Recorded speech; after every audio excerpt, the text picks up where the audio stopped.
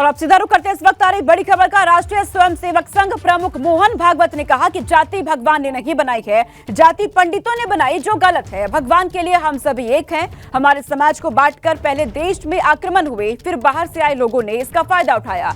भागवत रविवार को दरअसल मुंबई पहुंचे हुए थे। मुंबई में उन्होंने एक कार्यक्रम में ये बातें कही हैं। तो देखिए, आपको बता दें कि संघ प्रमुख का समता संदेश ये है कि अब आप ये जान लीजिए। देखिए, अब भगवान के सामने कोई जाति वर्ण नहीं, ये बयान दिया गया उनकी तरफ से। कहा कि मेरे लिए सभी एक हैं, उनमें कोई जाति और वर्ण नहीं है, जाति पंडितों ने बनाई है, भगवान ने नहीं, ये कहा गया है। और इसी के साथ कहा उन्होंने, पंडितों ने श्रेणी बनाई, वो गलत थी। समाज में बंटवारे का फायदा दूसरों ने उठाया। आजीविका का मतलब समाज के प्रति जिम्मेदारी, हर काम समाज के लिए, तो कोई ऊंचा और नीचा कैसे हो सकता है। भगवान ने हमेशा बोला कि उनके लिए सभी एक है, देश में विवेक चेतना सभी एक है। जब समाज में अपनापन खत्म होगा तो स्वार्थ बड़ा हो जाता है।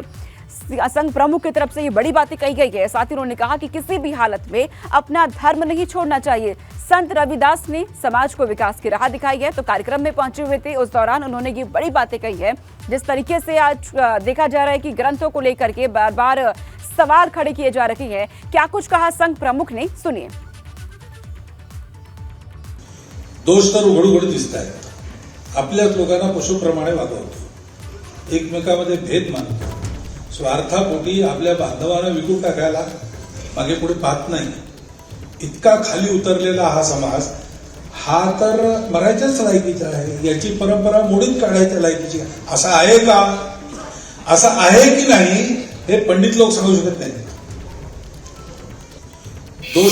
साथ जुड़ चुके हैं शैलेश। देखा जाता है जाति को लेकर लगातार राजनीति होती है, लेकिन इन सबके बीच संघ प्रमुख ने जो बयान दिया है, इसके क्या मायने? देखिए, संघ प्रमुख का बयान सोनिका ऐसे वक्त में आया है जिस समय लगातार आप देखिए सियासत का केंद्र क्या है। इस समय पिछले कई दिनों से जब से समाजवादी पार्टी के एमएलसी स्वामी प्रसाद मौर्य ने एक बयान दिया, उन्होंने रामचरितमानस को लेकर विवाद उठाया और उसमें बात की गई जाति व्यवस्था की। उसमें इसी जाति व्यवस्था को केंद्र बिंदु बनाया गया। और पिछले कई दिनों से आप देखिए कि जो सियासत है वो पहले उत्तर प्रदेश की सियासत, लेकिन अब सभी जगह पर इसका असर दिख रहा है और ये पूरी सियासत इसी केंद्र बिंदु के आसपास नजर आ रही है लगातार। और इस बीच में संघ प्रमुख का जो बयान आया है, जैसी उम्मीद की जा रही थी, जैसे ही देखिए संघ प्रमुख का बयान आया, वैसे ही स्वामी प्रसाद मौर्य का एक ट्वीट भी आ जाता है इसी के ऊपर। और वो अपने ट्वीट में लिखते हैं कि अब तो संघ प्रमुख ने भी इस बात को मान लिया है। और जब मान लिया है तो क्या सिर्फ बातचीत की जाएगी? क्या बातचीत करके लीपापोती करने की कोशिश है, या फिर इस पर कुछ फैसला भी होगा? और उन्होंने अब इसी बयान को आधार बनाकर ये कहा है कि जब ये बयान सामने आ गया है तो फिर क्यों नहीं संशोधन कर दिया जाता रामचरितमानस की उन चौपाइयों में जो इस तरह की जाति व्यवस्था को लेकर या किसी का अपमान करने पर केंद्रित है। ऐसा स्वामी प्रसाद मौर्य ने ट्वीट किया। लेकिन ये मान लीजिए कि अब जब संघ प्रमुख का बयान सामने आ गया है तो एक लाइन दिखेगी कहीं ना कहीं। अब जो लगातार एक कह सकते हैं भारतीय जनता पार्टी की तरफ से खास तौर से इस मुद्दे पर बोलना जो था वो कम कर दिया गया था। मुख्यमंत्री का एक बयान ज़रूर आया था कि विपक्ष जो है वो विकास के एजेंडे से भटकाकर इस तरह के मुद्दों को हवा दे रहा है। लेकिन अब जब संघ प्रमुख का ये बयान आ गया है तो देखना होगा कि इसके क्या असर देखने को मिलता है। भाजपा क्या आगे इस लाइन पर चलती है, तो विपक्ष किस तरह से अब अपनी प्रतिक्रिया देता है। और विपक्ष तो अब संघ प्रमुख के बयान को ही बेस बनाकर अपनी मांग को आगे ले जाने की कोशिश में देखिए तत्काल जुट गया है। तो इसको देखना होगा आने वाले अब दिनों में, आजकल आने वाले दिनों में देखना है कि जो सियासत है वो इस बयान के बाद किस तरह का रूप लेती है उत्तर प्रदेश की। क्योंकि 2024 आगे है और 2024 में क्योंकि जब हम बात करते हैं चुनावी माहौल की, सियासी माहौल की, तो उत्तर प्रदेश जो है देखिए यहाँ की जो सियासत है वो इन चीज़ों से इतर नहीं है। यहाँ पर अगर राजनीतिक दल जो हैं वो भी अपना कोई कार्यक्रम करते हैं, बिल्कुल शैलेश, ये बयान किस और मोड़ लेता है ये देखना दिलचस्प रहेगा। फिलहाल बहुत शुक्रिया शैलेश तमाम जानकारी हम तक पहुंचाने के लिए। तो देखिए, रामचरितमानस पर विवाद जो कि लगातार हो रहा था, इस पर शैलेश पूरी हमें जानकारी भी दे रहे हैं कि जिस तरीके से संघ प्रमुख मोहन ने जो बयान दिया, अब उसके क्या मायने हैं और आगे आने वाले दिनों में किस तरीके से इस पर राजनीति हो सकती है। आगे बढ़ते हैं। रामचरितमानस पर विवाद शांत होता नहीं दिख रहा। सपा नेता स्वामी प्रसाद मौर्य के बाद सपा विधायक पल्लवी पटेल ने एक बड़ा बयान दे दिया है।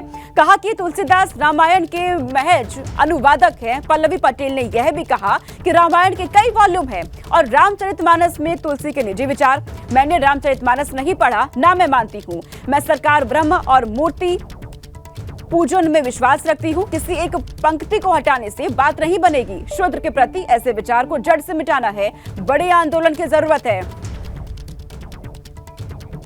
रामचरितमानस जो है वो जिन्होंने उसका अनुवाद किया है वाल्मीकि जी की रामायण का, उन्होंने उन सभी रामायणों से कुछ न कुछ अंश लेकर के अनुवाद करके और उसमें अपने भी विचार जोड़ते हुए रामचरितमानस को लिखा। किसी पंक्ति को हटाना या किसी शब्द को हटाना महत्वपूर्ण नहीं है। महत्वपूर्ण यह है कि वो शब्द लोगों के अंतर आत्मा में और दिमाग पे छपा हुआ है।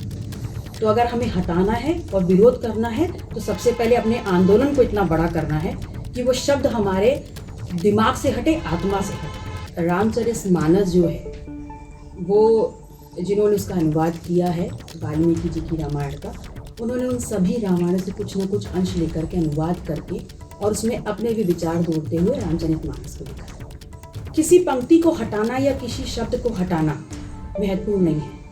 महत्वपूर्ण यह है कि वो शब्द लोगों के अंतर आत्मा में और दिमाग पे